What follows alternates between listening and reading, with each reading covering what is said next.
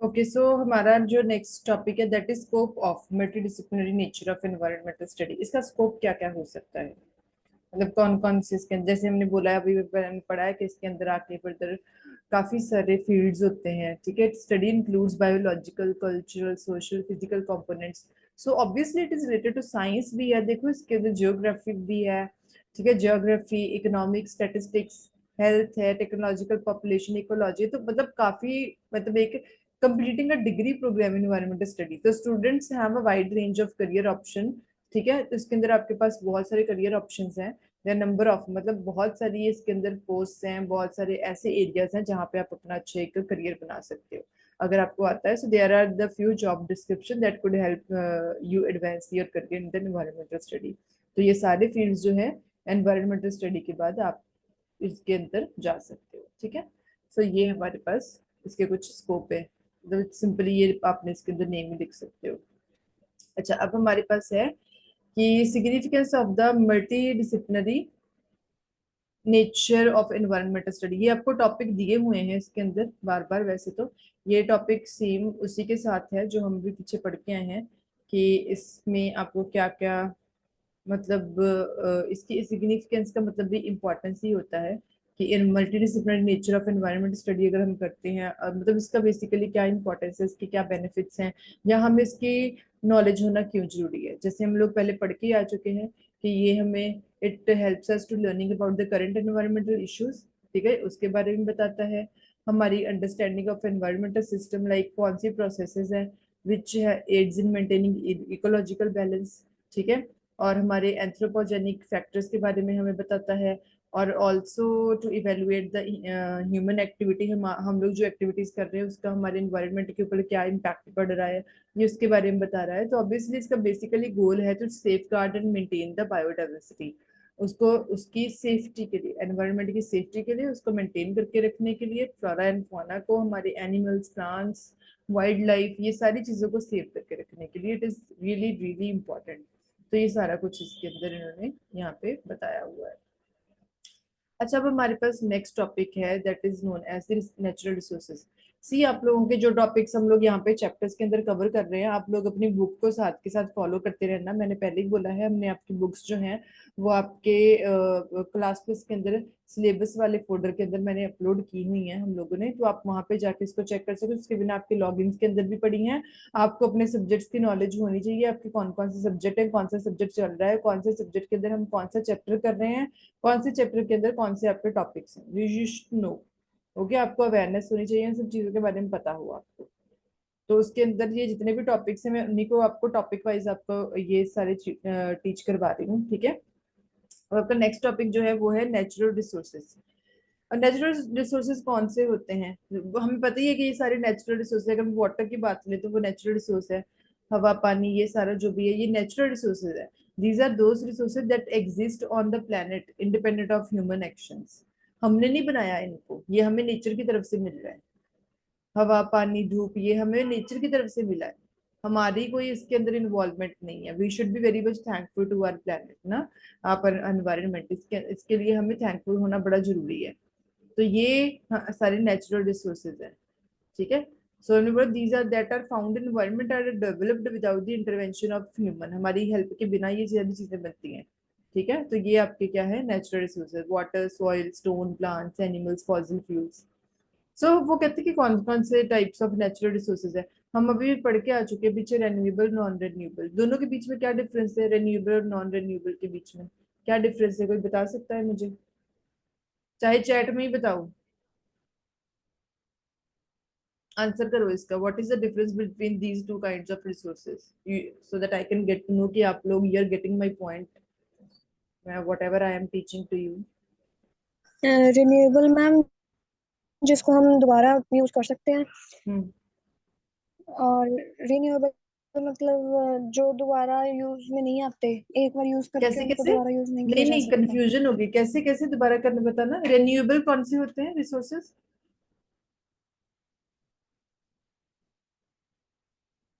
Renewable resources ma'am जो हम दोबारा यूज कर सकते हैं। नहीं, यूज तो दोनों के कर सकते हैं। रेन्यूएबल का मैंने क्या बताया था, और कोई बताओ। थोड़ी सी कंफ्यूजन होगी आपको गुनगुन, आप आपको समझ आ गया लेकिन आपको डिफाइन नहीं करना आ रहा, आपने वर्ड गलत यूज कर लिया। और कोई बोलो, रेन्यूएबल और नॉन रेन्यूएबल रिसोर्सेज में क्या डिफरेंस है?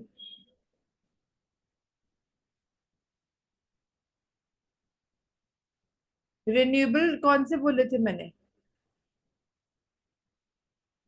हमने बोला था रेन्यूएबल रिसोर्सेज वो हैं जो खत्म नहीं होते, जो which are available in infinite infinite quantity, which are not easily exhausted और डिप्लीटेड। तो वो रिन्यूएबल रिसोर्सेज हैं। Forest, wind, water. कभी देखा है कि हवा खत्म हो गई हो? कभी देखा है कि वाटर खत्म हो गया हो? रिन्यूएबल वो है। नॉन रिन्यूएबल वो है जो कि that are limited in abundance due to their non renewable nature, जो लिमिटेड है, जो खत्म हो सकते हैं। फॉसिल फ्यूल्स, मिनरल्स, तो ये खत्म हो सकते हैं। पेट्रोलियम, तो ये खत्म हो सकते हैं, उनको दोबारा बनाना पड़ता है। आपने कभी देखा है कि वाटर खत्म हो गया अब हमें और वाटर बनाना पड़ेगा? तो ये डिफरेंस है इन दोनों में। आपका सही था आंसर। क्या नाम है गुनगुन, आप थोड़ा सा मतलब पास पास थे, लेकिन अपने वर्ड्स के अंदर आप कंफ्यूज हो गए। वर्ड्स का नहीं पता चला आपको कि वर्ड, ये ध्यान में रखना है ये सारी चीजें। अब जैसे लैंड रिसोर्सेज है, लैंड जो है, अगर हम बात करें, कभी सुना है कि लैंड खत्म हो गया हो? It is an important finite resource of a country that is used for creating houses, complexes, agriculture, establishing industries, communication, transportation, infrastructure. ठीक है? Pastured land by humans, and you can understand the importance of land by asking the price of the land by your in your locality. Land हमारे पास चलता है ना, ये सारा काम हम लोग किसके ऊपर करते हैं? जमीन के ऊपर ही कर रहे हैं। हमारे पास इतनी जमीन है, लोग बोलते हैं हमारे पास इतनी जमीन है, हमारे पास इतनी जमीन है, बस। हाँ, डिफरेंस सिर्फ इतना है कि जमीन के ऊपर राइट कितनी जमीन के ऊपर किसका राइट है, तो वो हमें होता है। अब आपका जो घर है जहाँ पे आप रहते हो, वो वो लैंड आपके पास है उतना, ठीक है, उसके ऊपर आपका राइट है। धरती जो है वो एक ही है, लैंड जो है वो जमीन वो एक ही है। और ये, एक हम बात करें, ये कभी खत्म नहीं होती। तो ये लैंड रिसोर्सेज है, ठीक है। Rising human population is creating conflict between the use of land for the human economy and protection of land for vital ecosystem। Conflict तभी होते हैं ना, पाकिस्तान का बंदा कोई इंडिया में आ जाए, इंडिया का कोई पाकिस्तान में चले जाए, ये सारे कॉन्फ्लिक्ट क्यों हो जाते हैं? हम बोलते हैं ये वहां की धरती है, ये वहां की धरती है। धरती खत्म होने वाला रिसोर्स नहीं है, लेकिन बस हम लोग यहाँ पे, हमारे ये अपने अपने राइट्स हैं इनके ऊपर। हमारी अपनी अगर हम बात करें हमारी, इसके ऊपर किसका किसके ऊपर क्या राइट है। तो ये सिंपल चीजें हैं वैसे तो, ये बहुत। Structure and function of soil, yes, ये आपके उसके अंदर, बुक के अंदर एक टॉपिक है, structure and function of soil क्या है। ठीक है। सॉइल क्या होती है? क्या होती है सॉइल? Water, soil. सॉइल किसको बोलते हैं? क्यों सॉइल जरूरी है हमारे लिए? कोई बताएगा? मैम सॉइल मतलब मिट्टी। सॉइल मतलब, सॉइल मतलब, मिट्टी मैम। हाँ, मिट्टी को ही बोलते हैं सॉइल। अच्छा, अब हमारे पास अगर हम बात करें, जो सॉइल है इसका स्ट्रक्चर क्या होता है? क्या मतलब, कौन सी मतलब बेसिकली इसका, इसके अंदर किस चीजों की अरेंजमेंट है? सॉइल जो है, it is the way individual particles जो होते हैं ना, पार्टिकल्स जो इसके अंदर हम लोग यूज करते हैं, जैसे सैंड है, सिल्ट है, क्ले है, मतलब ये सारी काफी सारी चीजें मिलके मिट्टी बनाते हैं। वैसे तो मिट्टी की भी काफी सारी काइंड्स होती हैं, आप लोगों ने सुना भी होगा कई बार। मैंने हम लोग ना जनरल लाइफ में ऐसे सुनते हैं कि ये वाली मिट्टी इतनी अच्छी नहीं है, वहां की मिट्टी इतनी अच्छी नहीं है, इसके अंदर ये वाली क्रॉप्स या ये वाले फ्रूट्स बहुत अच्छे, जो उनकी मतलब ना अच्छा वॉल्यूम उनका आता है। तो कई जगह पे किसी चीज की मतलब इतनी, वो अगर हम बात करें इतनी अच्छी अमाउंट नहीं हो पाती है, लेकिन क्यों नहीं हो पाती है, डिपेंड करता है टाइप ऑफ द सॉइल। तो ये छोटे छोटे पार्टिकल्स जो होते हैं ये मिलके सॉइल बनाते हैं, मतलब आपस में मिलके ये एक पार्टिकल्स बनते हैं उसको बोलते हैं सॉइल, और ये जो लार्जर पार्टिकल्स होते हैं इनको बोल देते हैं एग्रीगेट्स। सॉइल के भी आगे पैटर्न होते हैं। ये देखो, अगर हम बात करें, ये देखो इसके अंदर इन्होंने छोटा सा एक यहाँ पे एक डायग्राम के थ्रू, ये सारे एग्रीगेट्स है। ये देखो छोटे सिल्ट, क्ले, ह्यूमस, ये सारा कुछ इसके अंदर। पार्टिकल्स ऑफ, देखो सैंड, इसके अंदर पार्टिकल्स ऑफ, छोटे छोटे पार्टिकल्स सैंड है। मिट्टी को कभी उठा के देखना, जगह जगह पे कहीं कहीं जब हम जाते हैं ना, कई बार मिट्टी को उठा के देखना, आपको ना डिफरेंस पता चलेगा।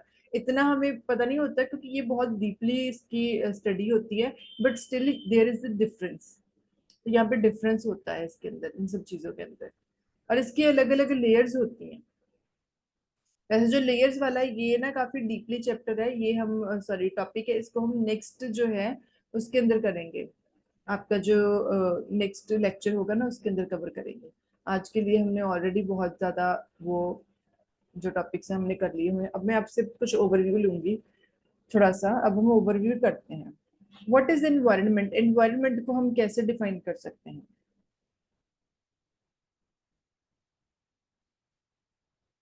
अब आप लोग बताओ, व्हाट इज एनवायरनमेंट?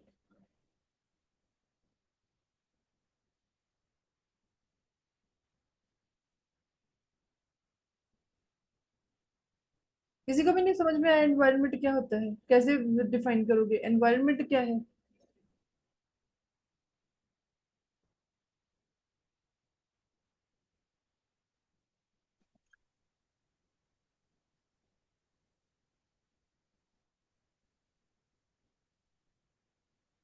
एनवायरनमेंट समझ ही नहीं आया?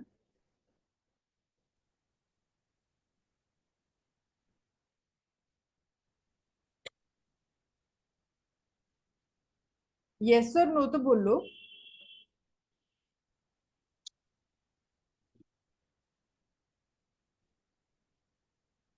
देखो आप लोग बोलोगे नहीं, मुझे समझ में कैसे रहेगा कि आपको समझ में आया कि नहीं आया?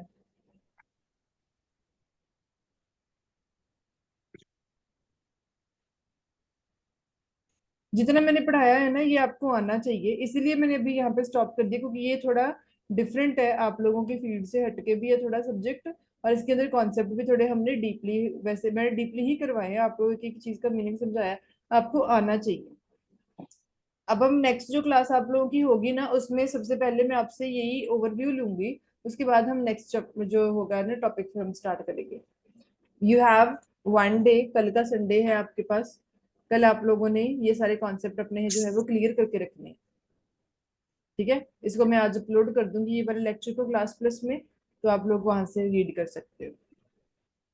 ठीक है, I am going to end the class. See you in the next class. Bye bye, take care everyone.